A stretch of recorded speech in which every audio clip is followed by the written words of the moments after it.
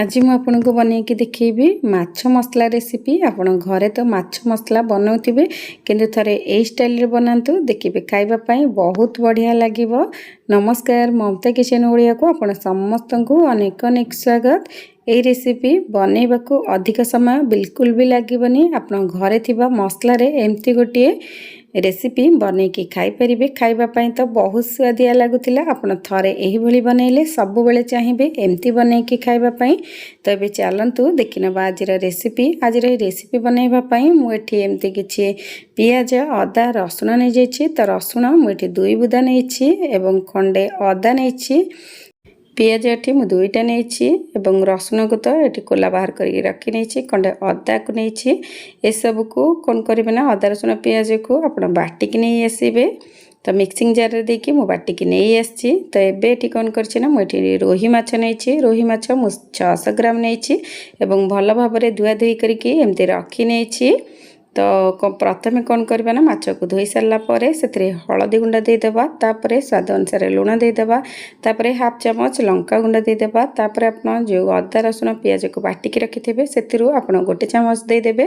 तो एई भली भाबे आपण दे सारला परे हाथ साहाय्य रे भल भाबरे एमती मिक्स करि नेबे। तो एई भली भाबे मु एमती मिसई नेछि। तो मु एठी रोही माछ नेछि। आपण चाहिले एठी भाकुर माछ रे एई रेसिपी टी बनै परिबे। तो आरपट साइड रे कोन करिवे ना गैस ऑन करि नबा एवं कड़ाई बसई नबा। कड़ाई रे किछि सोरिष तेल दे देबा। तो प्रथमे माछ को भाजिला बेले प्रथमे कड़ाई को गरम करिवे। तापर कोन करिवे ना तेल को भल भाबरे एई भली भाबे गरम हबा को देबे। तापरे आपण माछ पकई नेबे। तो एई भली भाबे म तेल को गरम करि नैछि एवं माछ को देकी एपट सेपट करिकी आपण भाजी नेबे। तो एमिति भाजीबा द्वारा कोन हेता ना माछ बहुत टेस्टी लागि थाए खाइबा पई। तो आपण एपट सेपट करिकी लाल होला पर्यंत माछ को एपट सेपट करिकी भाजी नेबे। आपण जदि मो चैनल रे नुआ अछंदी तबे लाइक शेयर सब्सक्राइब करिवे। जदि इंस्टा किंबा फेसबुक पेज रे देखुछंदी फॉलो तो निश्चिंत करिवे। आ भितरे माछ को मु भल भाबरे दुई पट साइड रो एमती भाजी नैछि। देखंतु एबे भाजी आसलानी। एबे कोन करिबा ना प्लेट को बाहर करि नबा एवं रहि जायतबा बळका माछ को सही तेल रे भाजी नबा। तो तापर एटी कोन करिबा ना मु एमती किछि पियाज कैप्सिकम एवं टमाटो को एटी काटी की रखी नेछि। फाळे मु एटी कैप्सिकम नेछि जेतु बड़ थिला सेति पई मु एटी फाळे ही नेछि। तापरे 3टा रु 4टा मु एटी पियाज नेछि एवं टिके बड़ पीसेस रे काटी के एमती रखी नेछि। तो मु एटी छोट साइज रो पियाज ही नेछि सेति पई मु एटी 4टा नेछि। आपण जदि बड़ साइज पियाज नउछन्ते तबे 2टा नेबे एवं टमाटो मध्य मु एटी मीडियम साइज रो 2टा ही नेछि। तो आ भितर सब माछ को तो मु भाजी के गोटे प्लेट रे रखी नेछि साइड रे।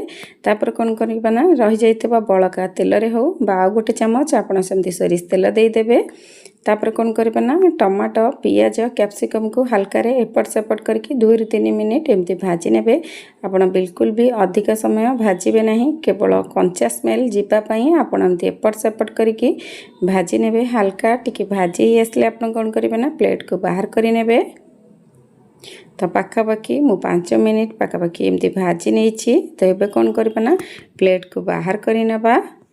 आपण थरे ही भली बनैले सब बेले चाहिबे एमती बनै की खाइबा पई तो बहुत स्वादिया हेतिला।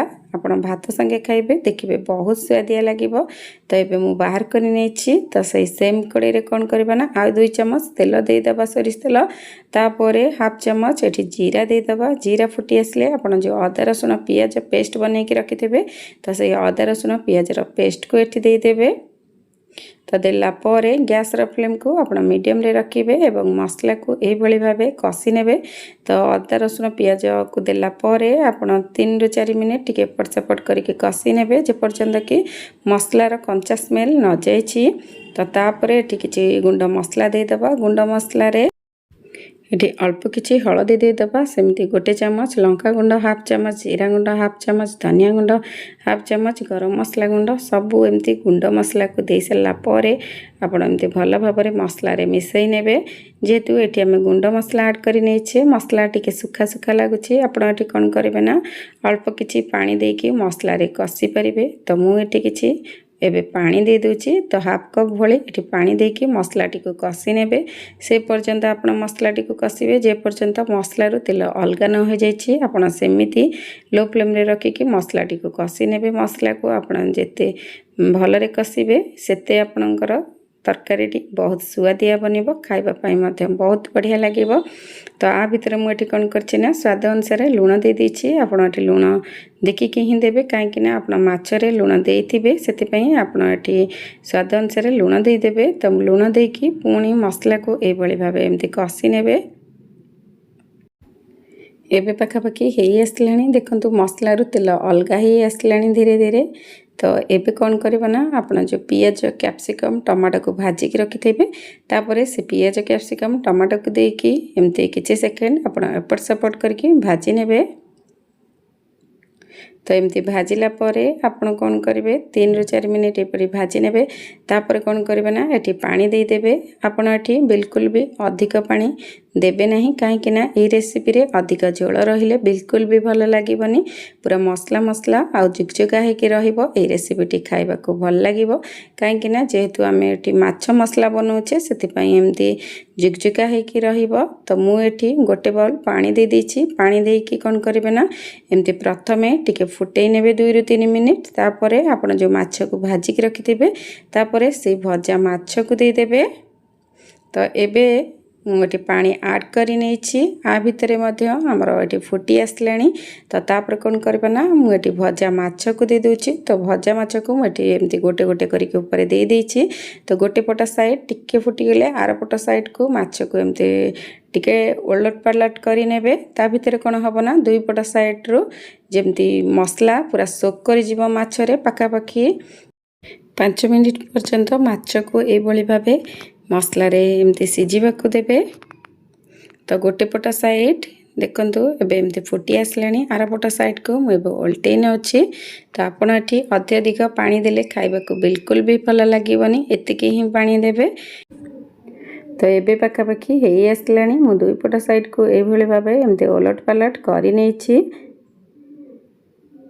तो आपण ए स्टाइल रे ही बनांतु आपण को आज रे रेसिपी केमती लागिला आशा करूछि भल लागिथिबो। जदि मोर ए रेसिपी आपण को भल लागिछि आपण को अनुभूति निश्चिंत मो सहित शेयर करिवे। आ भितरे हमर माछ मसला रेसिपी एबे एठी प्रस्तुत हो जाइछि। तो एबे गैस ऑफ करि नबा। तो एमती हल्का हल्का है कि झोल रहिबो खाइबा को बहुत बढ़िया लागिबो। आपण ए रेसिपी को गरम भात संगरे खाइबे देखिबे बहुत बढ़िया लागिबो। तो आज रही रेसिपी आपन को केमती लगिला आशा करूछि भल लागिथिबो। आपण निश्चिंत ए रेसिपी को बनेबे एवं कमेंट बॉक्स रे निश्चिंत कमेंट करिवे आज रही रेसिपी आपन को केमती लागिला। तो आज पई एतिकी मु आपन मानन को पाखको आ गोटी रेसिपी नै के आसीबी से पर्यंत रहिली नमस्कार।